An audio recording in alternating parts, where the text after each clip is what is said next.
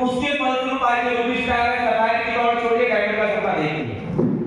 अगर कन्याल सर ने जिस दिन डिसीजन लिया एसएस में आए थे और आई भी ने जबरदस्ती लाया गया था उस ट्रेनिंग में, देखे समझे जा रहे थे, मुझे आज भी याद है सर पहले दिन। और आज उस एक डिसीजन की वजह से आज यहाँ पर सर सफाई करने वाले और आपको यकीन याद तो जितने वाले लोग हैं, जितने लोगों ने रैंक एक्सपेक्ट किया है वो सारे के सारे हमारे संस्था के ब्रांड एम्बेसडर आज सेंट्रल काउंसिल टोपाज है। मतलब कहने का मतलब ये कोई ना कोई एक डिसीजन होता है जब आदमी अपने दिल से उस चाहत को पूरा करने के लिए होता हाँ मुझे ये काम करना है, ठीक है। और हर एक व्यक्ति कहीं ना कहीं डेली डिसीजन लेता है। जी हाँ, हर एक व्यक्ति सुबह उठता है, सुबह उठने से शाम सोते वक्त, और हर दिन प्रतिदिन की उसकी क्रिया है कि वो डिसीजन लेता है। सिर्फ एक नींद है जो डिसीजन बिना डिसीजन की आ जाती है, अन्यथा हर एक काम करने के लिए उसको डिसीजन लेना पड़ता है। क्या सही कह रहा हूं? अब समझिएगा डिसीजन का कितना बड़ा खेल है। किसी व्यक्ति ने डिसीजन लिया तो अच्छे काम में बदल गया, और किसी व्यक्ति ने डिसीजन लिया वो बुरे काम में बदल गया। लेकिन डिसीजन लेने में क्या करना पड़ता है? मन को शांत करना पड़ता है। कई लोग डिसीजन मन को शांत करने के लिए लेते हैं और कई लोग डिसीजन मन को शांत करके लेते हैं। मेरे बातों में फर्क है, थोड़ा ध्यान दीजिएगा क्योंकि बातें दोनों आपको वही लग रहा होगा, मन और शांत कॉमन चीजें आ रही होंगी। कई लोग जो डिसीजन लेते हैं वो मन को शांत करने के लिए लेते हैं, ठीक है। और कई लोग जो डिसीजन लेते हैं वो मन को शांत रख के डिसीजन लेते हैं। जो मन को शांत रख के डिसीजन लेता है वो आगे बढ़ जाता है, और जो मन को शांत करने के लिए डिसीजन लेता है उसका कुल नाश हो जाता है। और उसका उदाहरण बहुत आपके पास।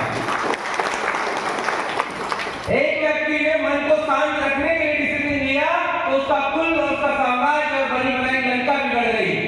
जी हाँ, जब सीता जी का हरण करके ले गया तो मन को शांत करने के लिए उसने डिसीजन लिया था नहीं लिया था?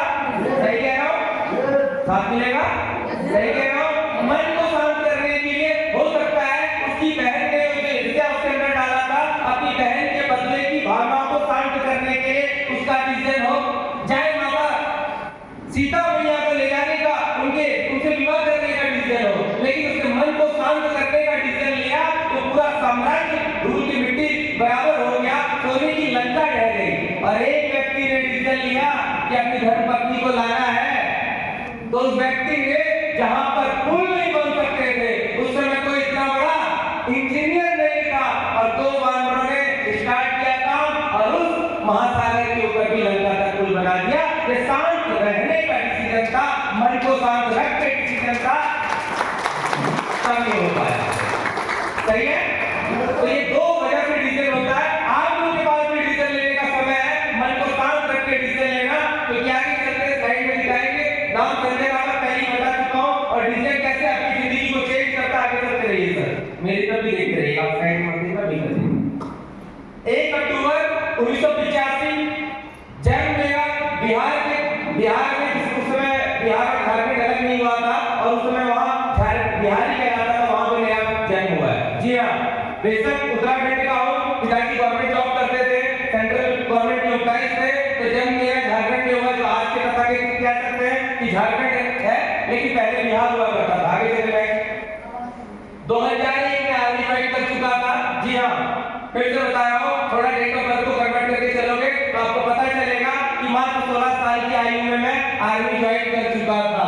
जी हाँ, 16 साल की आयु में लोग पैंट पहनने की अपनी मदद से पूछते हैं, अपने घर वालों का डिसीजन लेते हैं, और मैं यहाँ रामनगर से अहमदनगर महाराष्ट्र अकेला बच्चा बैग लेकर ट्रेनिंग करने पहुंच गया था। जी हाँ, हालात ऐसे थे, हालात क्यों बता रहा हूँ, बोलो गवर्नमेंट जॉब भी बहुत पूछता है। जी हाँ, सच्चाई ये है कि गवर्नमेंट जॉब बेहतर थी, लेकिन परिवार के हालात इतने अच्छे नहीं थे जितना एक होना चाहिए, जो स्थिति होनी चाहिए वो नहीं था। आजकल क्या हम तो हमारे लोग के चक्कर में बच्चे अच्छे खासे ठीक ठाक उनको मिल जाता है।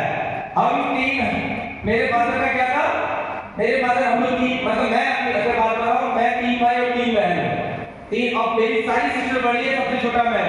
मुझे पता है कंडीशन क्या होता है, शादी ब्याह करना, सब चीज करना, हाथ में कुछ नहीं था। तो उस समय से मुझे समझ में आ गया था कि भाई स्थिति अच्छी नहीं है, नौकरी तुम्हें पहले करना पड़ेगा। और यही कारण था कि मुझे 10 पास करने के बाद ही सिर्फ एक टारगेट दिखाई दिया, क्योंकि मेरे अगल बगल में कोई आईएएस आईपीएस अफसर नहीं था, मेरे बगल में कोई डॉक्टर इंजीनियर वाले नहीं थे। मेरे आस पड़ोस गाँव में जो लोग थे वो सिर्फ एक ही सोच के साथ सुबह उठते थे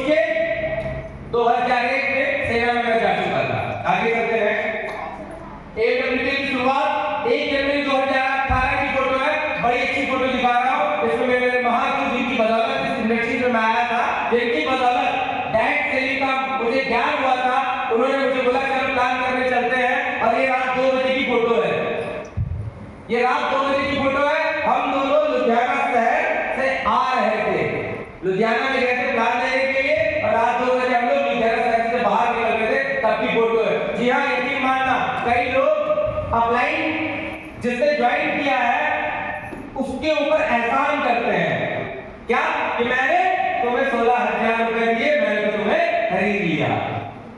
जिस दिन मैं आया था मुझे समझ में आ गया था कि ये फौजी की कंपनी है, या फिर झूठ का बोला माल नहीं है, यहाँ पे सिर्फ बहुत ईमानदारी का काम होगा।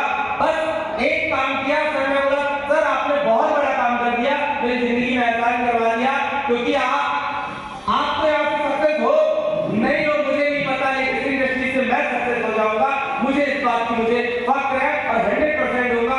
उस दिन का साथ था पूरी लाइफ में, मतलब बता दें 2018 के बाद आज तक सिर्फ एक प्लान कराया हूं, वो भी लुधियाना ले जाके। उसके बाद मैं बोला सुदेव आपको प्लान करने के आने की जरूरत नहीं पड़ेगी, अब तो सिर्फ आप लोगों को भूखे देने आना, रिकॉग्नाइज करने आना, उससे पहले नहीं बुलाऊंगा। उसके बाद किसी प्लान की फोटो नहीं है। ये 2018 और ये 1 जनवरी की फोटो है, जो शुरुआती तो हम लोगों ने किया था। आगे चलते हैं। 27 फरवरी 2022 को रिटायर आ गया, जॉब किया कि फोटो नहीं है मेरे पास आर्मी की।